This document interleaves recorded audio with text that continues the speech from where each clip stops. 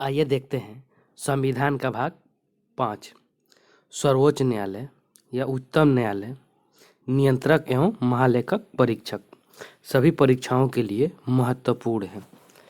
आइए देखते हैं।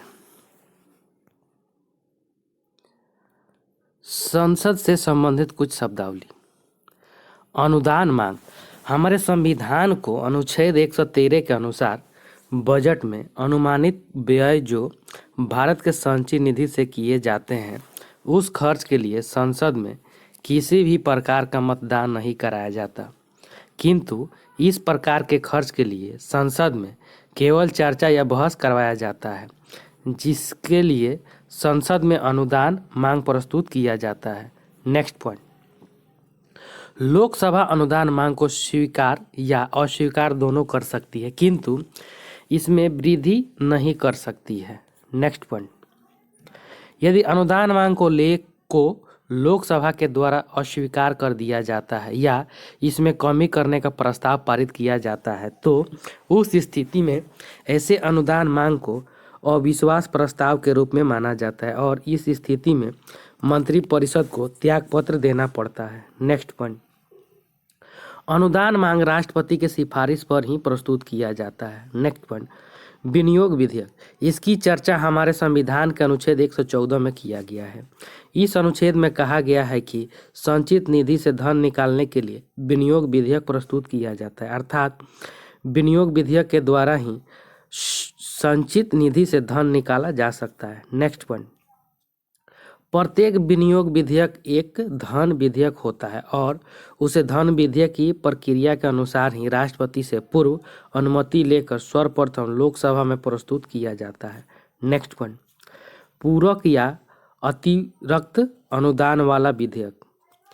इसकी चर्चा हमारे संविधान के अनुच्छेद 115 में किया गया है, जिसमें कहा गया है कि विनियोग विधेयक के द्वारा संचित निधि से निकाला गया धन यदि कम हो जाता है या किसी विशेष सेवा या कार्य जिसका उल्लेख बजट में नहीं किया जा सकता है तो उस विशेष सेवा के लिए जो धन की आवश्यकता पड़ती है उसके लिए राष्ट्रपति संसद के दोनों सदन में अनुपूरक या अतिरिक्त अनुदान वाला विधेयक प्रस्तुत करने की इजाज़त देते हैं। Next point. लेखानुदान या प्रत्यानुदान। इसकी चर्चा हमारे संविधान के अनुच्छेद 116 में किया गया है। Next point. लेखानुदान वोट फॉर अकाउंट। यह एक एडवांस व्यवस्था है जो संचित निधि से संबंधित होता है, जिसके तहत कहा गया है कि यदि संचित निधि से धन निकालने के लिए विनियोग विधेयक पारित करना संभव नहीं है तो उस स्थिति में लोकसभा के द्वारा किसी निश्चित समय के लिए संचित निधि से धन निकालने के लिए लेखानुदान के द्वारा अनुमति प्रदान कर लेना है। Next point. प्रत्यानुदान वोट फॉर क्रेडिट। जब किसी सेवा के लिए विशेष धन की आवश्यकता पड़ जाती है और उस धन की चर्चा बजट भी नहीं हो पाने के कारण लोकसभा में संचित निधि से धन निकाला जाता है। Next point. लेखानुदान या प्रत्यानुदान के द्वारा संचित निधि से अधिकतम 2 महीने के लिए धन निकाला जाता है, किंतु चुनाव होने वाले वर्ष में इसकी अधिकतम समय सीमा 4 महीने की होती है। Next point. लेखानुदान या प्रत्यानुदान के लिए संसद में किसी भी प्रकार का बहस या चर्चा नहीं किया जाता। Next point. गुलेटिंग। किसी विधेयक पर होने वाले विचार विमर्श को बहुत जल्दी समाप्त करने की व्यवस्था को ही गुलेटिंग व्यवस्था कहा जाता है। इसका मुख्य उद्देश्य संसद के द्वारा विधेयक को जल्दी प्रस्तुत करना होता है। Next point. पंगु सत्र लेम डक सेशन। लोकसभा या विधानसभा का कार्यकाल समाप्त होने और नए लोकसभा या विधानसभा के कार्यकाल शुरू होने के बीच की अवधि को ही पंगु सत्र या लेमइक सेशन कहा जाता है। Next point. हिप। यह किसी राजनीतिक दल के द्वारा जारी किया गया एक आवश्यक निर्देश होता है जो दल के अनुशासन के बनाए रखने के लिए जारी किया जाता है। Next point. हिप का उल्लंघन करने पर संबंधित सदस्य के विरुद्ध अनुशासनात्मक कार्यवाही की जाती है। Next point. कटौती प्रस्ताव। जब बजट पर प्रस्तुत किए गए मांगों में कटौती या कमी करने के लिए संसद में प्रस्ताव रखा जाता है तो उसे कटौती प्रस्ताव कहा जाता है। Next point. कटौती प्रस्ताव पारित हो जाने पर सरकार के विरुद्ध उसे अविश्वास प्रस्ताव समझा जाता है, जिसके कारण सरकार को त्यागपत्र देना पड़ता है। नेक्स्ट पॉइंट, अविश्वास प्रस्ताव। यह प्रस्ताव लोकसभा में विपक्षी दल के नेता के द्वारा लाया जाता है। नेक्स्ट पॉइंट, अविश्वास प्रस्ताव पर मतदान होता है और यदि बहुमत विपक्ष में चला जाता है तो सरकार को त्यागपत्र देना पड़ता है। नेक्स्ट पॉइंट, सर्वोच्च न्यायालय और उच्चतम न्यायालय, इनकी चर्चा हमारे संविधान के भाग 5 के अंतर्गत अनुच्छेद 124 से लेकर 147 तक उल्लेखित है। नेक्स्ट पॉइंट, भारतीय न्याय व्यवस्था में सर्वोच्च स्थान उच्चतम न्यायालय का है। इसके अधीन कई उच्च न्यायालय आता है। नेक्स्ट पॉइंट, एकल न्याय व्यवस्था नामक शब्द भारत परिषद अधिनियम 1935 से लिया गया है। संघीय न्यायालय की स्थापना 1937 ईस्वी में किया गया था। नेक्स्ट पॉइंट, स्वतंत्रता प्राप्ति पश्चात भारत में सर्वोच्च न्यायालय का शुभारंभ 28 जनवरी 1950 ईस्वी को किया गया। नेक्स्ट पॉइंट, हमारे संविधान के अनुच्छेद 124 में सर्वोच्च न्यायालय के गठन की चर्चा किया गया है, जिसमें कहा गया है कि भारत एक सर्वोच्च न्यायालय होगा। भारत का एक सर्वोच्च न्यायालय होगा जिसमें एक मुख्य न्यायाधीश के अलावा 7 अन्य न्यायाधीश होंगे, किंतु संसद को यह अधिकार दिया गया है कि वह कानून बनाकर न्यायाधीश की संख्या में वृद्धि कर सकता है। नेक्स्ट पॉइंट, वर्तमान समय में सर्वोच्च न्यायालय में एक मुख्य न्यायाधीश के अतिरिक्त 33 अन्य न्यायाधीश हैं। 1 + 33 बराबर टोटल है 34।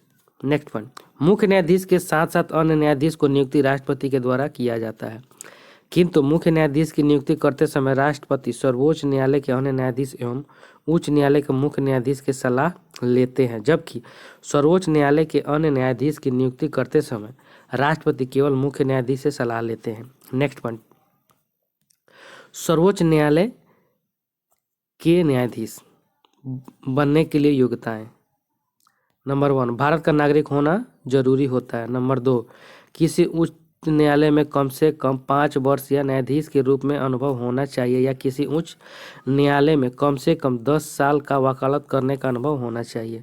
नेक्स्ट पॉइंट, नंबर 3, राष्ट्रपति के नज़र में एक कुशल न्याय करने वाला होना चाहिए। नेक्स्ट पॉइंट, न्यायाधीश का कार्यकाल।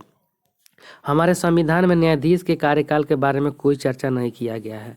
कार्यकाल के संदर्भ में निम्नलिखित बात कहा गया है। नंबर 1, वे 65 वर्ष की उम्र तक न्यायाधीश के पद पर रह सकता है। नंबर 2, 65 वर्ष से पहले भी अपना लिखित त्यागपत्र राष्ट्रपति को देकर कभी भी पद मुक्त हो सकता है। नंबर 3, कदाचार या असमर्थता की स्थिति में विशेष बहुमत के साथ सिफारिश करके राष्ट्रपति के द्वारा उसे कभी भी हटाया जा सकता है, किंतु इस बात का ध्यान रखा जाता है विशेष बहुमत से सिफारिश से संसद के किसी एक ही सत्र में पारित होना चाहिए।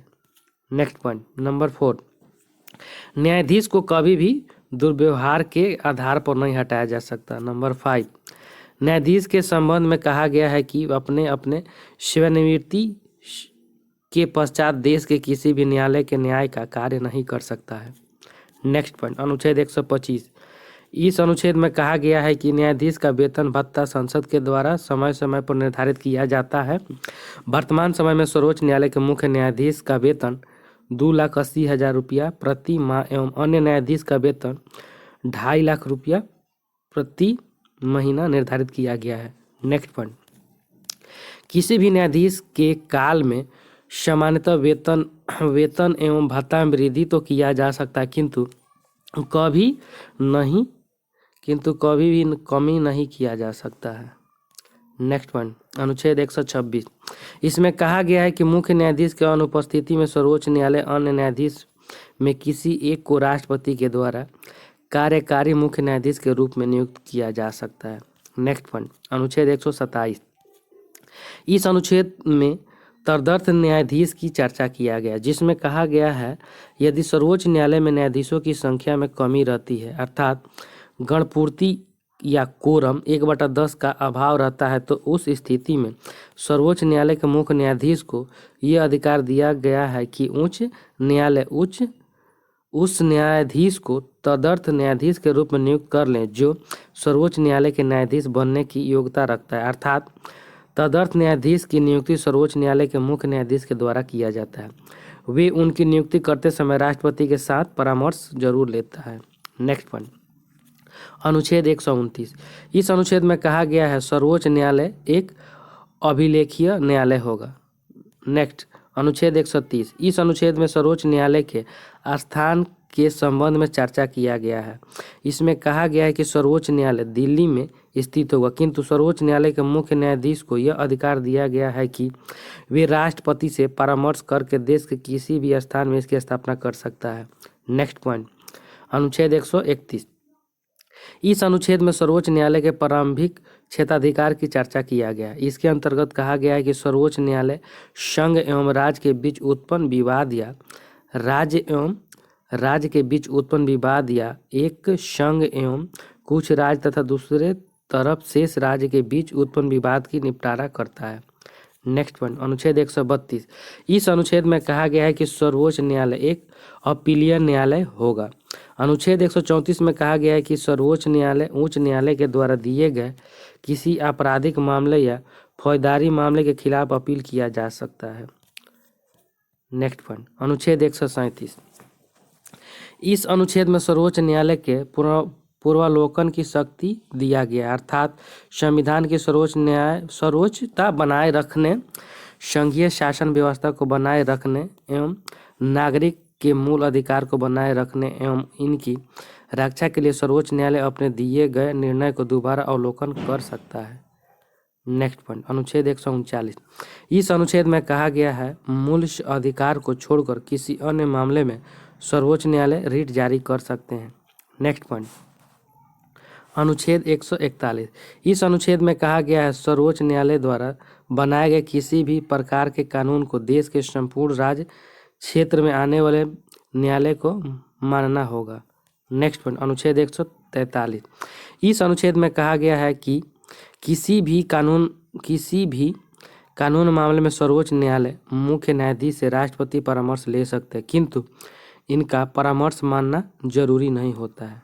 नेक्स्ट पॉइंट, अनुच्छेद 136, इस अनुच्छेद के अंतर्गत कहा गया है कि सैनिक न्यायालय के अतिरिक्त देश के किसी भी अन्य अदालत के दीवानी मामले के खिलाफ सर्वोच्च न्यायालय में अपील किया जा सकता है। नेक्स्ट पॉइंट, सर्वोच्च न्यायालय के कुछ अन्य प्रमुख कार्य। नंबर 1, यह संविधान का इकलौता व्यवस्था है। नंबर 2, ये राष्ट्रपति एवं उपराष्ट्रपति के निर्वाचन के समय उत्पन्न होने वाले विवाद का समाधान करते हैं। नंबर 3, ये यूपीएससी के अध्यक्ष एवं सदस्य के आचरण एवं व्यवहार की जांच करता है। नंबर 4, ये अपने द्वारा दिए गए किसी भी निर्णय का जांच करते हैं। नंबर 5, यह किसी उच्च न्यायालय में निलंबित मामलों को अपने पास मंगवा लेता है या किसी दूसरे उच्च न्यायालय में ट्रांसफर करवा लेता है। नेक्स्ट, नियंत्रण एवं महालेखा परीक्षक कैग, इसकी चर्चा हमारे संविधान के भाग 5 के तहत अनुच्छेद 148 से लेकर 151 तक में किया गया है। नेक्स्ट पॉइंट, अनुच्छेद 148 में कहा गया है कि नियंत्रक एवं महालेखा परीक्षक का एक स्वतंत्र पद होगा जिनकी नियुक्ति राष्ट्रपति के द्वारा किया जाएगा, जिनका कार्यकाल 6 वर्ष या 65 वर्ष दोनों में से जो भी पहले हो जाए का होता है। नेक्स्ट पॉइंट, कैग राष्ट्रपति के प्रसाद पर्यंत नहीं होता, क्योंकि इनको हटाने के लिए संसद के दोनों सदन में विशेष बहुमत के द्वारा प्रस्ताव को पारित किया जाता है। नेक्स्ट पॉइंट, ये अपने कार्यकाल की समाप्ति से पहले भी राष्ट्रपति को त्यागपत्र देकर पदमुक्त हो सकते हैं। इनके वेतन भत्ता का निर्धारण समय समय पर संसद के द्वारा किया जाता है। वर्तमान समय में इनका वेतन 2.5 लाख रुपया मासिक है। नेक्स्ट पॉइंट, मंत्रिपरिषद का कोई भी सदस्य को कैग के रूप में नियुक्त नहीं किया जा सकता है। नेक्स्ट, ये भारत का लेखा परीक्षण एवं लेखा विभाग का प्रधान होते हैं। नेक्स्ट, यह केंद्र एवं राज्य सरकार के द्वारा किए गए खर्च का लेखा जोखा करते रहते हैं। नेक्स्ट पॉइंट, यह केंद्र एवं राज्य सरकार के द्वारा किए गए खर्च का लेखा जोखा रखते हैं। साथ ही राष्ट्रपति की सलाह पर वे केंद्र सरकार एवं राज्य सरकार के लेख पत्र का निरीक्षण भी करते हैं तथा उसे राष्ट्रपति के समक्ष प्रस्तुत करते हैं। नेक्स्ट पॉइंट, ये केंद्र सरकार के लेखा विवरण को संसद के सामने तथा राज्य सरकार के लेखा विवरण को विधानमंडल के सामने प्रस्तुत करते हैं। इसके अतिरिक्त ये संसदीय समिति के सार्वजनिक लेखा मामलों में दिशा निर्देश भी देते हैं। थैंक यू फ्रेंड्स, अच्छा लगे तो लाइक, सब्सक्राइब और शेयर जरूर करें।